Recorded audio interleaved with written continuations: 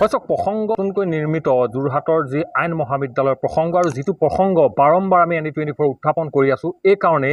যে আজিৰ পৰা প্ৰায় এটা মাহ পূৰ্বে যে 8 জুলাই দিনাখন আচলতে ইয়াৰ স্থানীয় একাংশ লোক আৰু বিভিন্ন ছাত্ৰ সন্থাই ইতিমধ্যে এটা কথা উন্মোচিত কৰিছিল যে এই নিৰ্মাণত যিখন আইন মহাবিদ্যালয় যিখন প্ৰায় 15 কোটি টকা ব্যয় সাপেক্ষে নিৰ্মাণ কৰা হৈছে যিখন আধাৰশিলা আচলতে ভূমিপূজন মুখ্যমন্ত্ৰীজনে নিজে আহি কৰিছিল সেই যিখন আইন মহাবিদ্যালয়ৰ নিৰ্মাণ কাৰ্য কেনেধৰণে চলিছে ব্যাগগুম ইয়াত অনিয়ম হৈছে আৰু ইয়াত যিসমূহ নিৰ্মাণ কাৰ্যত আছে নিম্নমানৰ সামগ্ৰী ব্যৱহাৰ কৰিছে নিৰ্মাণ কাৰ্যত আখুৱা হৈছে আৰু ইয়াত যিসমূহ ইখনৰ পাছত সিখন দেৱাল যি চিৰাল ফাটিছে এইসমূহ বাতৰি আমি সবিস্তাৰে নিৰন্তৰভাৱে প্ৰচাৰ কৰি আহিছোঁ আৰু সেইলৈ আচলতে সমান্তৰালভাৱে দেখা গৈছিল যে যোৰহাট জিলা ছাত্ৰ সন্থা বা তিয়ক আঞ্চলিক ছাত্ৰ সন্থা বিভিন্ন দল সংগঠনে ইতিমধ্যে এইখনৰ ওপৰত তদন্তৰ দাবী কৰি আচলতে স্মাৰক পত্ৰ পৰ্যন্ত মুখ্যমন্ত্ৰীলৈ প্ৰেৰণ কৰিছিল কিন্তু আজি প্ৰায় এটা মাহ সম্পূৰ্ণ হ'ল প্ৰায় 20টা দিন পাৰ হ'ল আজি এটা মাহ সম্পূৰ্ণ হ'বৰ হ'ল আৰু কেইদিনৰ পাছতে এটা মাহ হ'ব কিন্তু আজি তাৰিখলৈকে বিভাগৰ তৰফৰ পৰা কেনেকুৱা ধৰণৰ আচলতে পদক্ষেপ গ্ৰহণ কৰিলে সেইলৈ কিন্তু এই মুহূৰ্তত কিন্তু যথেষ্ট ধৰণৰ সন্দেহ আছে কিয়নো ইতিমধ্যে গুৱাহাটীত যিখন আয়ুক্ত সন্মিলন অনুষ্ঠিত হৈ আছে সেই আয়ুক্ত সন্মিলনত কিন্তু মুখ্যমন্ত্ৰীৰ মুখৰ পৰাই এই আইন মহাবিদ্যালয়ৰ যি অনিয়মৰ প্ৰসংগটো কিন্তু তাত স্থান পাইছে কিন্তু তৎসত্ত্বেও কিন্তু এটা কথা সকলোকে আচৰিত কৰিছে যে কিয় আজি তাৰিখলৈকে প্ৰায় এটা মাহ সম্পূৰ্ণ হৈ যোৱাৰ পাছতো আজি তাৰিখলৈ কোনো বিভাগীয় কৰ্তৃপক্ষ ইয়াত সৰজমিন তদন্ত কৰিবলৈ ইয়াত নাহিল লোক নিৰ্মাণ বিভাগৰ 2-এজন বিষয়া আচলতে নিয়ম মাফিক এক টহল দিলে ইয়াৰ পৰিৱেশ চাই গ'ল কিন্তু আজি তাৰিখতো কিন্তু কোনো ধৰণৰ ব্যৱস্থা গ্ৰহণ কৰা পৰিলক্ষিত নহ'ল মই এই মুহূৰ্তত আমাৰ লগত ছাত্ৰ সন্থা বিষয়ববী আছে যিসকল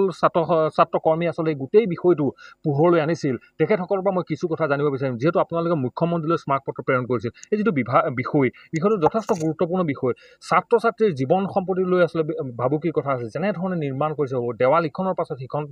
ফাটিছে তাৰ পাছতো আজি তাৰিখত কিন্তু ইয়াৰ কোনো ধৰণৰ ব্যৱস্থা গ্ৰহণ কৰা নাই চাওক অতি পৰিতাপৰ কথা আৰু অতি লজ্জাজনক বিষয় আমি সংবাদ মাধ্যমৰ জৰিয়তে জানিব পাৰিলোঁ যে মুখ্যমন্ত্ৰীগৰাকীয়ে আয়ুক্ত সন্মিলনত যোৰহাট জিলা আয়ুক্তগৰাকীক ধমক দিয়া পৰ্যন্ত এটা কথা ওলাইছে যিটো কথা হৈছে যে ইয়াত কলিয়াপানীত যিখন ল কলেজ নিৰ্মাণ কৰি আছে ল কলেজখনক সম্পূৰ্ণ দুৰ্নীতি আৰু সম্পূৰ্ণ অনিয়মেৰে চলি আছে ইয়াৰ কাম কাজসমূহ এই ক্ষেত্ৰত আমি স্মাৰক পত্ৰ প্ৰদান কৰিছিলোঁ স্মাৰক পত্ৰ প্ৰদান কৰা আজি প্ৰায় এমাহৰ ওচৰা-ওচৰি হ'ল কিন্তু বিভাগৰ পৰা কোনো ধৰণৰ আমাৰ লগত যোগাযোগ নহ'লে আমি নৰ্মেলি যেতিয়া এখন স্মাৰক পত্ৰ প্ৰদান কৰোঁ এসপ্তাহৰ ভিতৰত বিভাগৰ পৰা আমালৈ ফোন আহে আমাৰ লগত যোগাযোগ কৰে যে এই বিষয়টোৰ ওপৰত আপোনালোকৰ লগত আলোচনাত আমি বহিব খোজোঁ বা এই বিষয়টো কি হৈছে আচল কথাটোত আমি জানিব বিচাৰিছোঁ সেই তেনেকৈ যিটো ব্যৱস্থা আছিলে এই ব্যৱস্থাটো সম্পূৰ্ণ গাপ দি মুখ্যমন্ত্ৰীগৰাকীয়েও জানিব নোৱাৰাকৈ তেওঁলোকে গাপ দিবলৈ চেষ্টা কৰিলে ফলত ধমক দিবলৈ বাধ্য হ'ল মুখ্যমন্ত্ৰীগৰাকীয়ে সংবাদ মাধ্যমৰ পৰা জনাটোহে আছে অতি লজ্জাজনক কথা আৰু আমি এটা কথা স্পষ্ট ৰূপত আমি প্ৰশ্ন কৰিব বিচাৰিছোঁ আমি যে স্মাৰক পত্ৰ প্ৰদান কৰোঁ এই স্মাৰক পত্ৰ প্ৰতিলিপি প্ৰেৰণ মুখ্যমন্ত্ৰীগৰাকীলৈ কৰিছিলোঁ এই স্মাৰক পত্ৰখন মুখ্যমন্ত্ৰীৰ ওচৰত গৈ নাপালে নেকি আৰু যদি নাই পোৱা ইয়াতকৈ অতি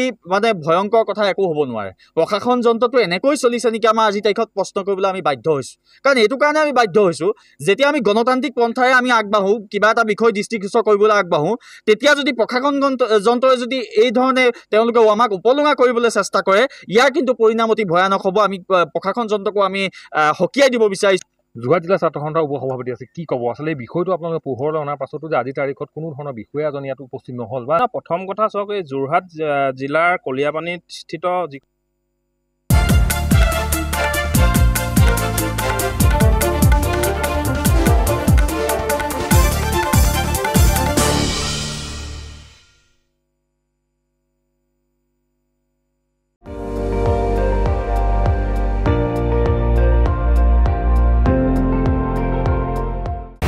আপুনি চাই আছে ND24 সৰ্বশ্ৰেষ্ঠ নহয় সৰ্বোত্তমৰ দৌৰ